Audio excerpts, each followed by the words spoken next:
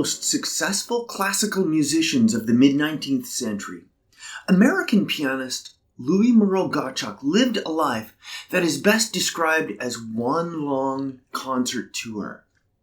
He was one of the most flamboyant pianists of the day and enjoyed a rather adventurous life. As a teenager, he trained in Europe. As an adult, he toured throughout the war-torn United States during the Civil War and turned down a lucrative job offer from P.T. Barnum. And he died in South America when he was only 40 years old. Hello, I'm Anthony Olson, and in this video, I will be discussing the life of this unique American pianist and composer.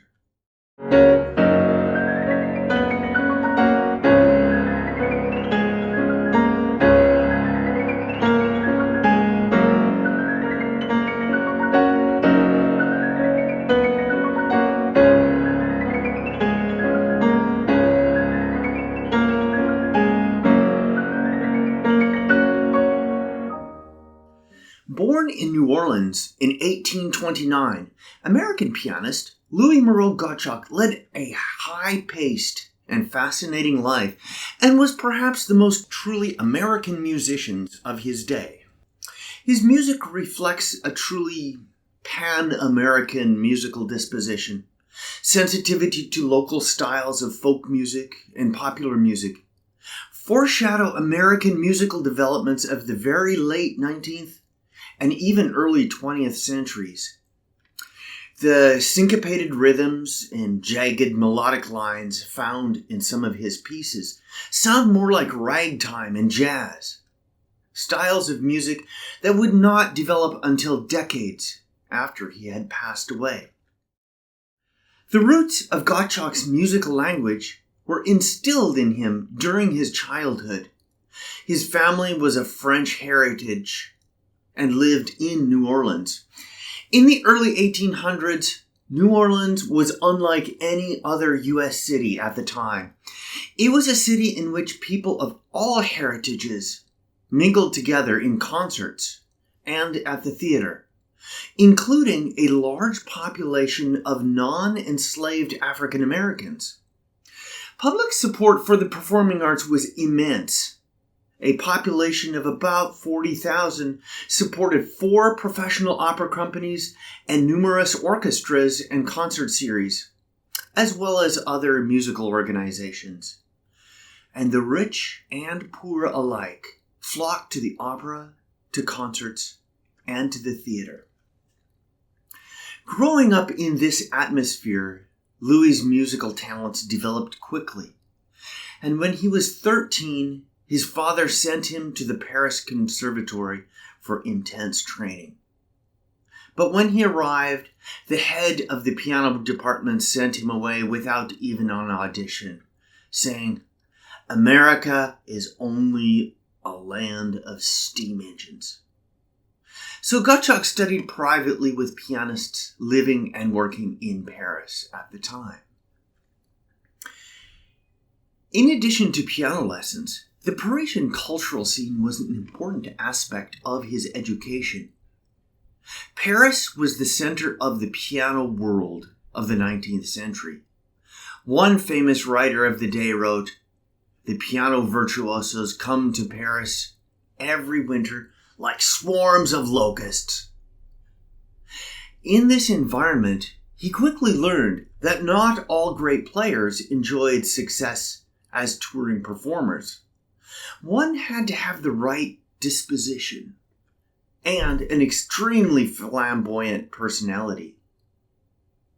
Johann Hummel, for example, was considered a wizard at the keyboard, but Gottschalk was very disappointed with Hummel's stage presence when he attended a concert. He learned this lesson very well. In his performances and his compositions, Gottschalk adopted an unabashed flamboyance and virtuosity. He had amazing technical skills. Reviews of his playing praised him as being as good as, or even better than, Liszt, Thalberg, and Clara Schumann, the leading European pianists of the day. And on top of this dazzling technical ability, he added harmonic and rhythmic elements from his American heritage. His earliest works featured Caribbean rhythms and melodies, and his audiences were captivated by these poignant tunes and syncopated rhythms. One of the most enduring pieces from his early years is entitled Bombula. This work was inspired by a song from the West Indies that Gottschalk had learned from his grandmother and her slave, both of whom were from Saint Dominic. This piece was the first of many that transformed Caribbean songs and dances into classical music.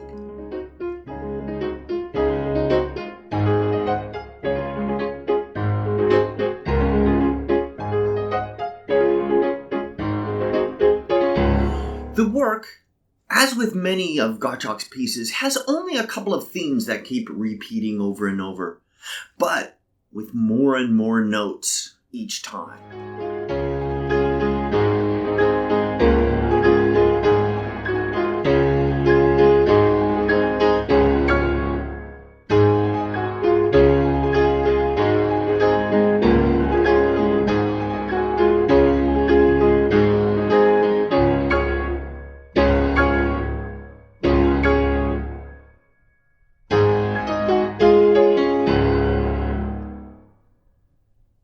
After great success in Europe, he returned home to the United States. He was received with great fanfare and even offered a very lucrative contract by P.T. Barnum, founder of the Barnum Traveling Circus and Variety Show. But at the advice of his father, he declined the offer. He instead set off on a concert tour of the United States. But within a few years, he wanted to break from performing, and he sailed to Havana, Cuba in 1853 to enter another chapter of his life. He spent the next 5 years in Cuba, Puerto Rico, Guadeloupe, and Martinique. He devoted himself to composing, writing, and playing occasional concerts. He composed a number of dance-inspired piano pieces, a few operas, and wrote articles for the American and French press. He even served as conductor of the Havana Opera, but he had had no training in either conducting or opera, and after just a single season, and a very disastrous one at that, he resigned his position. Of the music that he wrote during this period of his life, the Souvenir de Puerto Rico is perhaps the most charming and uniquely Caribbean. It uses Caribbean rhythms and quotes a Puerto Rican Christmas song, "If you give me cakes, give them to me hot." This song is traditionally sung by street bands in Puerto Rico during the Christmas season.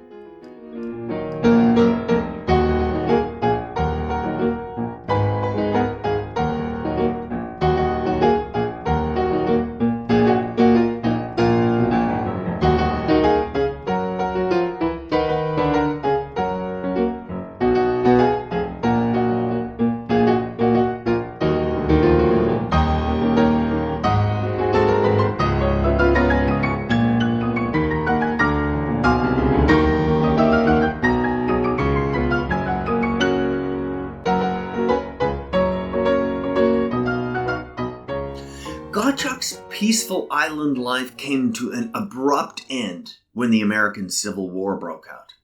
A staunch Unionist suddenly found himself in pro-secessionist Cuba. He quickly sought out a profitable contract to start concertizing in the United States once again, and quickly launched into a brutal performing schedule of the northern states. In the next 4.5 months, Gottschalk traveled 15,000 miles by rail and gave 85 concerts. It was an insane schedule, but one that he maintained for the next 3 years. It was during these wartime travels that Gottschalk developed into a truly American musician. While he had infused Americanism into his music before this period of his life, he had done so mainly to enhance his image as a unique showman, essentially using his American heritage as a marketing tool. Before the outbreak of the Civil War, Gottschalk had spent the majority of his life outside of the United States. He had been educated in Paris and spent several years in the Caribbean. This second return to the U.S. was more permanent and heartfelt. During the war years, he shed the last remnants of his Parisian dandyism that he'd picked up during his time in Europe. One of the strongest influences on his personal development was the realities of war. He saw the effects of the Civil War firsthand. He spent all his time traveling the country on trains, surrounded by wounded soldiers, war dead, and grieving relatives. And the concerts themselves had a lasting influence on his development as a person, as a pianist, and as a showman. These performances were rather unique experiences. They were not the solo piano recitals we know today, but more like variety acts. Gottschalk traveled as the main attraction within small touring opera companies. The events consisted of opera arias and scenes, interspersed with piano solos, piano duets, and chamber music. Guest musicians were vital to every concert. Commonly, a company would arrive in a small town and find all the local musicians in the area and hire them as supporting artists in the show. This had the practical effect of making the evening programs very eclectic and attractive to a 19th century American audience. It also created a much stronger personal connections between the audiences and the traveling musicians. Most U.S. cities and towns experienced classical music for the first time through small touring companies, such as the ones that included Gottschalk as their featured star. National sentiments spawned by the Civil War led to programming in support of the Union cause. Concert programs were designed to boost the morale of both troops and the public at large. Gottschalk's bombastic piece, The Union Fantasy, was one of his most frequently programmed pieces during this time. Dedicated to General McClellan of the Union Army, it is probably the most uniquely American pieces of music ever written for the piano. It quotes the U.S. national anthem, the Presidential March, and Yankee Doodle. There are also depictions of bugles, drum rolls, and the sounds of battle.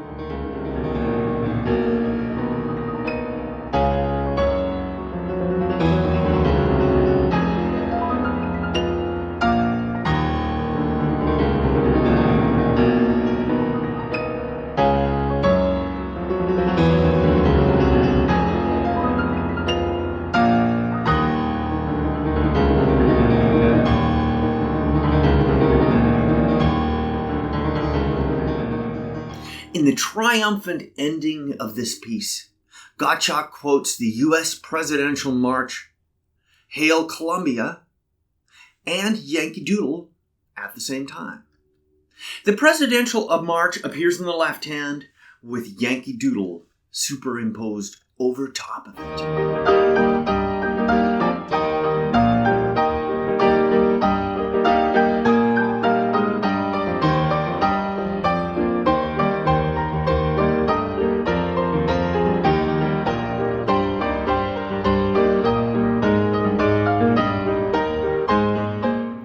Near the end of the war, Gottschalk headed to California.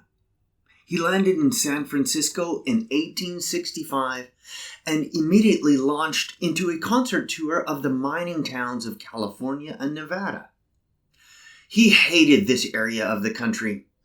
In his journal, he wrote, "Virginia City is the saddest, most wearisome, the most inhospitable place on the globe." He returned to San Francisco from his first tour and announced plans to leave. but his farewell concert was such a hit he decided to stay longer. And during this period of time, he expanded the scope of his concerts, developing what would become his trademark legacy, the monster concert. He started mounting spectacles that included more and more players at multiple pianos. This formula would prove successful for the rest of his career. And by the end of his life, he led concerts with dozens of players at multiple pianos, sometimes as many as 16 pianos, occasionally accompanied by huge orchestras. But it was his extracurricular, non-musical activities that brought his time in San Francisco to an abrupt halt. One evening, in the middle of the night, he had to jump onto the first ship leaving town to escape the wrath of an angry father. The father of a young lady with whom Gottschalk had enjoyed certain social activities. He left San Francisco so fast he hadn't even had time to find out where the ship was headed. It turned out that the boat was bound for South America, and thus he spent his final years concertizing throughout the Southern Hemisphere. In his South American concerts, Gottschalk continued programming very patriotic pieces. He was in Peru at the time of that country's civil war, and he mounted a series of concerts in which he repeatedly played his Union Fantasy and Battle Cry Freedom. And he continued to quote national themes in his new compositions. In his second symphony, which he entitled Montevideo, he quoted the national anthem of Uruguay, as well as Yankee Doodle and the U.S. Presidential March. In the fall of 1869, his brilliant career and his life came to a premature end. During a concert in Rio de Janeiro, Brazil, he collapsed at the keyboard. The exact illness and cause of his death is not entirely clear, but he was most likely suffering from either yellow fever or appendicitis, and he died within a few weeks. Looking back at Gottschalk's life and work, his compositions, although unconventional, are not generally considered advanced for the time. And this is a direct result of Gottschalk being a very practical musician, one who earned his living as a performer. As such, he catered to the tastes of his time and the needs of his audiences. But his use of Caribbean rhythms and American melodies demonstrated that he was, as one historian pointed out, quote, the first American musicians to use the folk idiom and rhythm of this hemisphere in serious composition. Had other composers followed his lead, an American school of composition might have developed much earlier. Instead, Americans of Gottschalk's time were dominated by European classical traditions, and they continued to flock to Germany, returning only with pale imitations of Brahms and Wagner. I hope you have enjoyed this brief look at the life and music of Louis Moreau Gottschalk. I will include my sources and recommended reading in the description down below for anyone interested in learning more about this unique American pianist. And I will also include links to musical scores for those of you who are interested in exploring this music. But please do not try this at home unless you are an extremely advanced pianist willing to dedicate an insane amount of practice time to learning these pieces. We have a Gottschalk playlist on this channel, and that includes performances of several of the pieces discussed in this video. If you are not watching this video as part of that playlist, I'll include a link to that in the description down below as well. Thank you for tuning in, and I will see you in the next video.